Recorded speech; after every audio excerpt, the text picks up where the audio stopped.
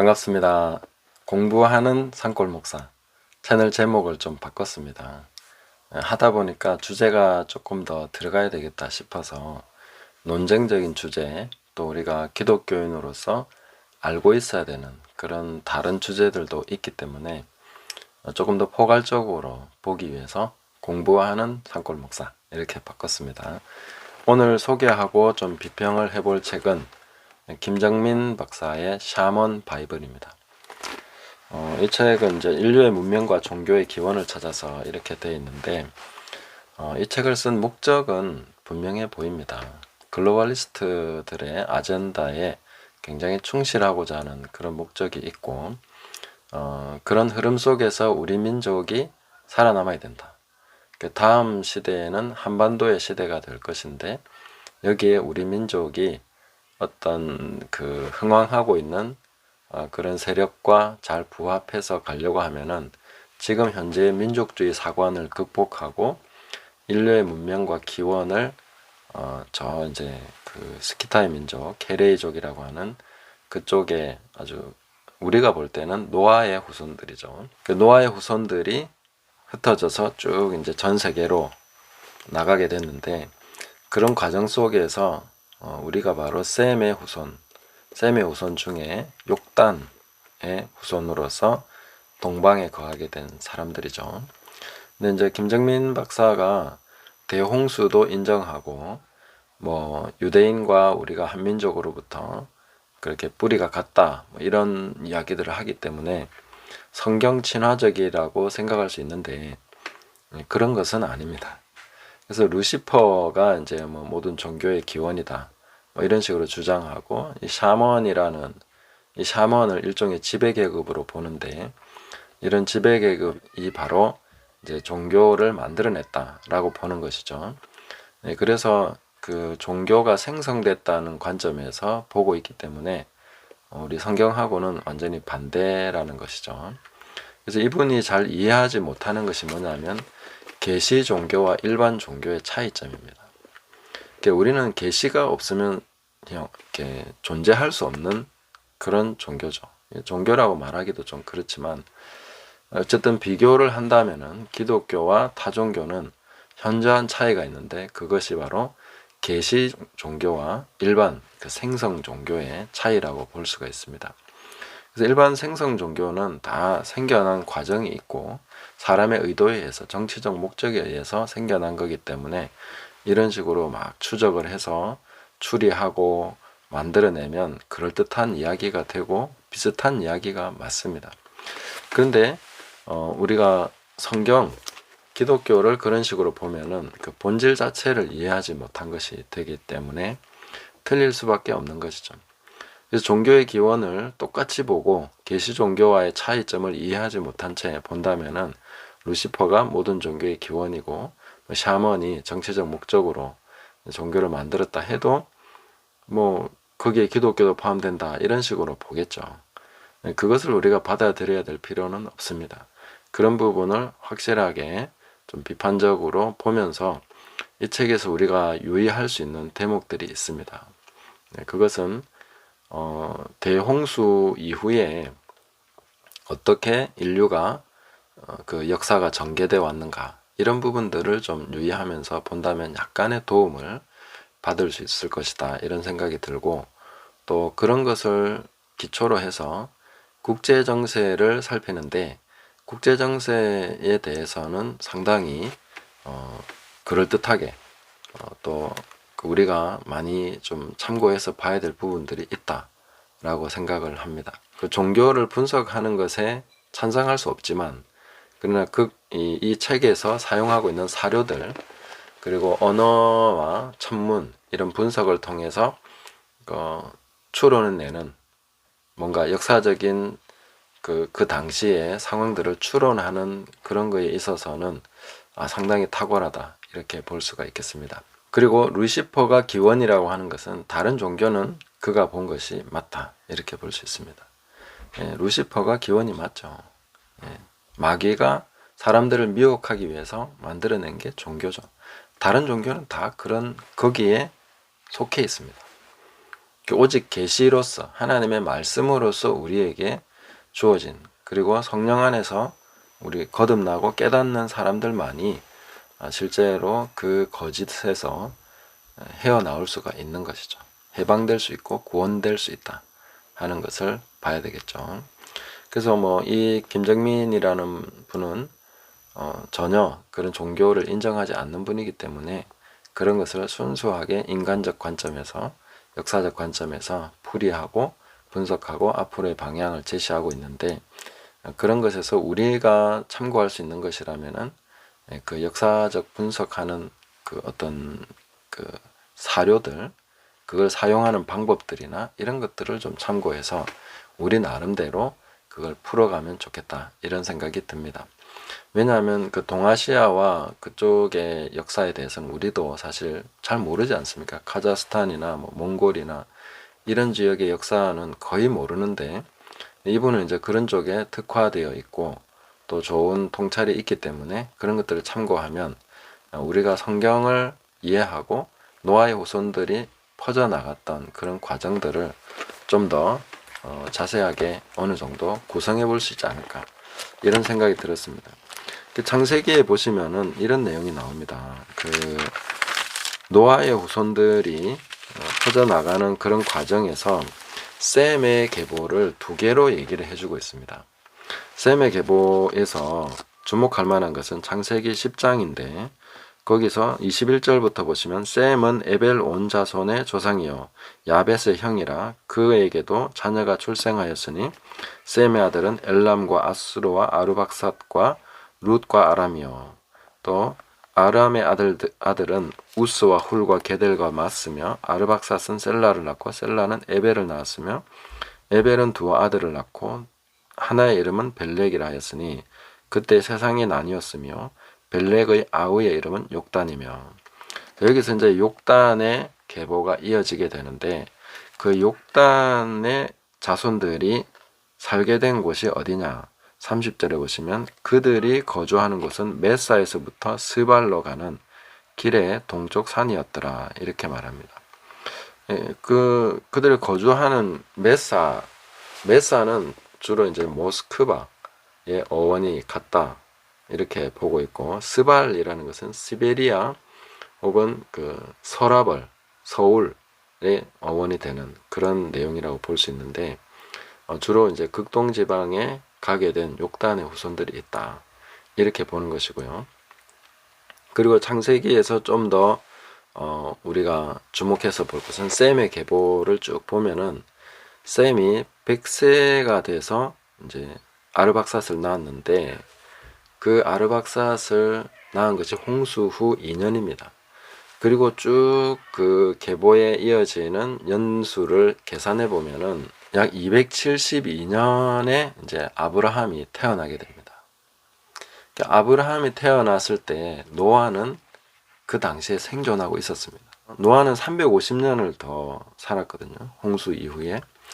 그래서 노아가 생존했던 시기하고 이렇게 맞춰보면 아브라함이 거의 72세가 될 때까지 노아가 살고 있었습니다. 그래서 아브라함이 갈대아 우르에서 부름받게 되는 그 시기가 75세가 돼서 부르심을 받았는데 72세까지 노아가 살고 있었고, 노아는 또 이 바벨의 이 반역이 일어나는 것을 보았던 것이죠. 그때의 벨렉, 세상이 나뉘었다 했는데 그때 아주 중요한 어떤 분열이 있었고 그 과정에 노아도 분명히 있었습니다. 그래서 어떤 분은 이 노아가 이 우리 한반도까지 왔을 것이다, 거기에 우리가 천신단을 쌓은 것이나 뭐 첨성단이나 뭐 이런 내용들을 봤을 때 특히 하나님을 섬기는 것에 있어서 특별했던 그런 돌로 쌓은 제단, 노아가 제단을 쌓고 하나님께 예배를 드렸듯이 그 돌로 쌓은 제단들이 있는 것이죠. 다듬지 않은 돌로.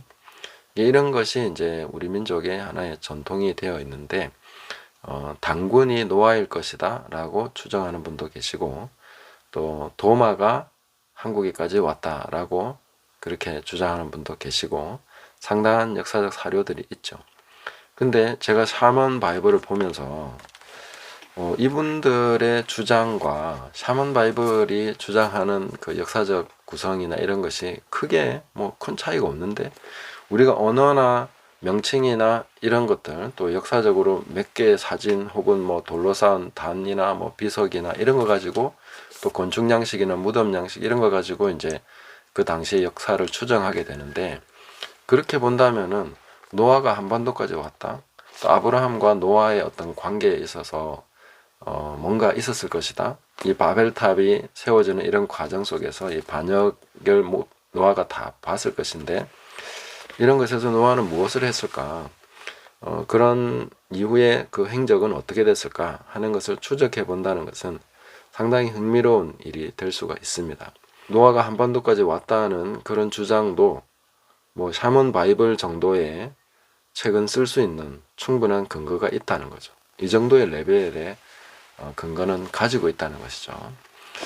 그래서 이 천문과 지리와 이런 것들을 쭉 우리가 살펴서 우리 기독교 역사를 연구하는 분들도 좀 더 상상력을 충분히 발휘해서 이런 류의 역사적 견해를 내놓는 것도 필요하다. 근데 이런 걸 우리가 너무나 굉장히 이렇게 옆으로 취급해버리는, 이렇게 뭐라 해야 되죠? 아웃사이더로 취급하고, 우리 이제 물론 이제 말씀 중심으로 하는 거는 맞는데, 그 외에 충분히 많은 사료들을 참고를 해서 상상과 추론에 의해서 이런 것들을 만들어내는 것도 필요하다. 그런 것들은 너무 무시해서는 안 되겠다. 그래서 우리가 아리랑 민족이나 뭐 이런 주장도 하기도 하는데, 그런 것을 그냥 무시하기만 할 것이 아니라 역사적으로 가능한 상상력, 추론을 해서 또 우리가 해석해 낼 수 있는 부분들이 있다면 되게 좋은 거 아니겠습니까? 성경을 이해하는 데 도움이 될 수 있을 거라고 생각을 합니다. 그리고 성경이 말하지 않고 있는 그 민족의 뿌리와 또 앞으로의 그 역사의 향배, 이런 것들을 조금 더 도움이 되는 그런 시각을, 통찰을 얻을 수 있지 않겠는가, 그런 생각이 듭니다. 그래서 샤먼 바이블을 보면서 우리도 좀 분발해야 되겠다, 이런 생각이 좀 들었고, 그리고 이 책의 표지를 보시면 여기 보면 이제 프리메이슨의 상징이 되는 그런 것들이 들어 있습니다. 그렇다고 해서 꼭 프리메이슨이다 뭐 이렇게 주장하려는 것은 아닌데, 저는 이제 그 프리메이슨 글로벌리스트들의 그 아젠더가 있다고 생각합니다. 그들이 얘기하는 게 이제 천문이나 이런 걸 통해서 물병자리 이야기나 뭐 이런 거 이제 나오죠. 그리고 그 비전되어 오는 그런, 이 김정민 박사가 얘기하고자 하는 것은 샤먼의 역할이 지금 현재 글로벌리스트의 역할이다, 이렇게 보고 있는 것 같습니다. 그리고 이 책을 써서 그 글로벌리스트의 어젠다에 아주 충실한, 그리고 그들에게 선택받고자 하는 일종의 알고리즘에 선택받고 싶은 그런 의도가 좀 있는 게 아닌가, 뭐 그런 생각이 좀 들었습니다. 그거는 뭐 저의 추측이기 때문에 뭐 그 책의 저자에게 직접 물어봐야 되겠죠. 그러나 우리도 보면 그 동방 박사들이 별을 보고 찾아온 내용들이 있고, 그런 걸 봤을 때 천문, 하나님께서는 징조를 하늘의 광명체들을 통해서 이루게 하셨기 때문에 이런 것들을 절대적으로 무시한다는 것은 우리가 지혜롭지 못한 것이고, 이 내용들을 우리식으로 좀 더 보면서 해석할 필요가 있다. 뭐 이분의 해석을 따라갈 필요는 없고, 천문이라는 것에 대해서, 별자리나 이런 것에 대해서 우리가 어느 정도 참고사항으로서 사용해 볼 수는 있다. 우리에게 뭐 전혀 도움이 안 되는 것은 아닐 것이다, 이렇게 좀 생각을 하는데, 제 전문 분야가 아니기 때문에 뭐 이것은 연구하시는 분들이 좀 더 살펴보시고 견해를 말씀해 주시면 좋겠습니다. 그래서 이 책에서 뒤에 이제 국제정세에 대해서 얘기하는 것이 있는데, 한반도가 앞으로 중요한 지정학적 위치 때문에 또 천문이나 이런 것을 봤을 때도 이 자리가 이제 앞으로 세계의 중심이 될 것이다, 뭐 그런 얘기를 합니다. 그런데 과연 한민족이 중심 역할을 할 수 있을 것이냐, 중심 역할을 하기 위해서는 민족주의 사관에서 벗어나서 이 세계 정부를 구성했던 예전의 그 고조선의 그런 연합 체제를 우리가 좀 그 역사의 뿌리로서 받아들이고 또 그런 시야를 열어서 우리도 글로벌리스트들과 같이 세계 정부의 어떤 그런 역할을 할 수 있는 시야가 있어야 된다, 뭐 통찰이 있어야 된다, 이 정도 얘기를 하고 있는 거죠. 저는 이제 그 고조선이라고 하는 그 연합체를 이분이 이제 잘못 이해하고 있다. 사료를 봐서는 어느 정도 좀 그런 추론이 가능하지만, 그러나 성경을 봤을 때는 이제 노아의 후손들이 하나님의 말씀을 지키기 위한 연합체였죠. 그래서 12개의 나라로, 10이라는 것은 하나님의 어떤 그 말씀, 하나님의 뜻을 지키고자 하는 의지가 들어있는 숫자죠. 하나님께서 원하시는 12지파, 또 12개의 나라, 이런 것들을 통해서 뭔가 신앙을 더 순수하게 지켜나가려고 노력했던 흔적이라고 보는데, 그런 나라들이 이제 그 반역이나 어떤 루시퍼의 세력, 악한 세력들에 의해서 붕괴가 되면서 그런 수많은 이제 그 잘못된 미신적인 우상들, 이런 것들이 막 나오게 되는 것이죠. 그런 과정에서 나오는 것이 이제 이런 류의 역사의 어떤 흔적들이죠.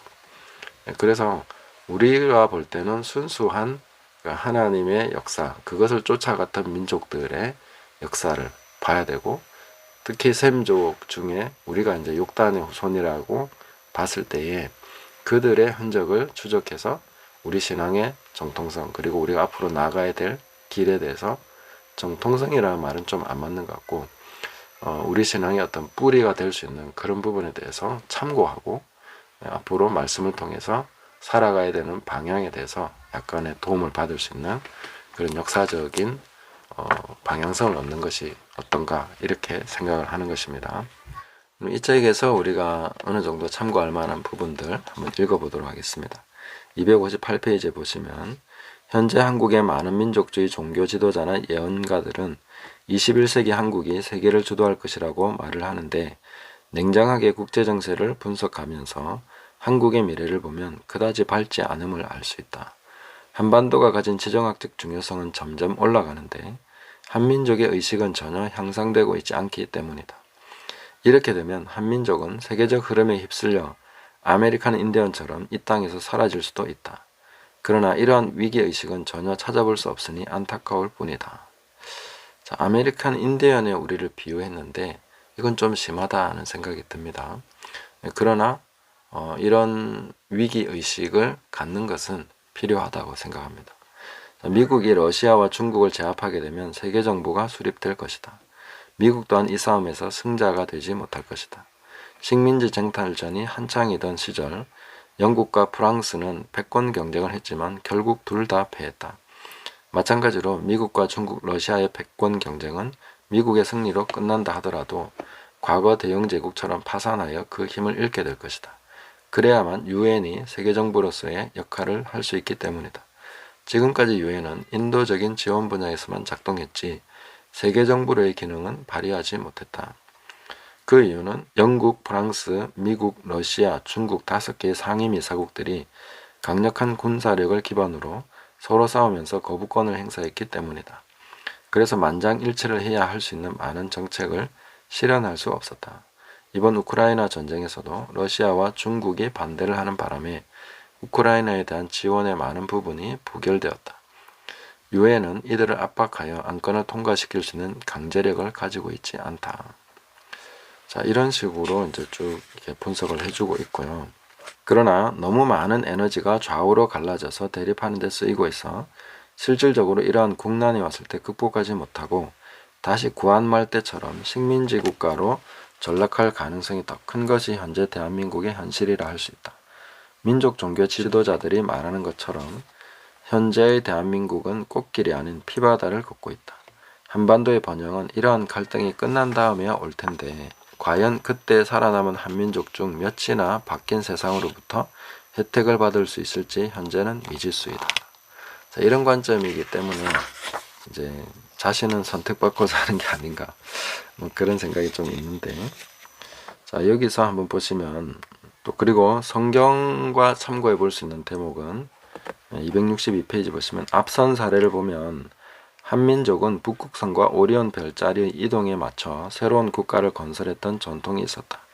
한반도 어딘가에 고대 파미르 고원으로부터 문명을 가지고 들어온 자들의 후손들이 남아서 여전히 그 전통을 유지하고 있다면 한반도에서는 새로운 시대를 맞이하기 위해 또다시 격변의 시대를 겪을 것으로 예상한다.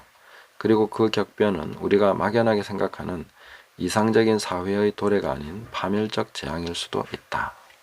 그런 얘기를 하고 있고, 또 뒤에 넘어가서 보시면 그러나 이러한 혼란에도 불구하고 한반도는 더욱 발전하게 될 것이다. 왜냐하면 지정학적 위치상 한반도가 가장 중요하기 때문이다. 다만 여기서 한 가지 우려되는 점은 한반도가 좋아지는 것과 한민족이 좋아지는 것은 별개의 문제라는 것이다. 현재 한국의 많은 예언서나 단체에서 한민족이 21세기 세계의 중심민족이 된다는 말을 많이 하는데 그것은 보장할 수 없다. 현재 한국은 성장 동력을 점진적으로 잃어가며 쇠퇴하고 있기 때문이다. 자, 그래서 이분이 이제 5가지 중요한 해결책을 얘기합니다. 첫 번째는 인구 감소를 막을 수 있는 정책을 실시해야 된다. 두 번째는 출산에서 가장 큰 문제는 남녀가 맞벌이를 하는 것인데 도시 곳곳에 보육원을 만들어서 그것을 해결해야 된다. 그 방법도 제시하고 있습니다. 그리고 세 번째는 외국인 이민자에 대한 적극적인 수용. 그리고 네 번째가 한민족 고대사를 부활해야 된다. 이 부분이 이제 이 책을 쓴 주요 목적이라고 볼 수 있는데, 이분이 보는 고대사는 12환국 시절의 역사, 그러니까 한민족은 오히려 세계정부를 구성했던 그 옛 조선, 그 민족의 후손으로서 그 뿌리를 두고 있기 때문에 이런 역사관을 성립해서 전체 나라들을 끌어안고 민족들을 끌어안을 수 있는 그런 역사관을 가져야 된다. 지금 현재 우리 민족주의 역사관은 너무 협소해서 지금 세계주의 흐름에서 살아남을 수 없을 것이다. 이런 이야기를 하고 있는 것입니다.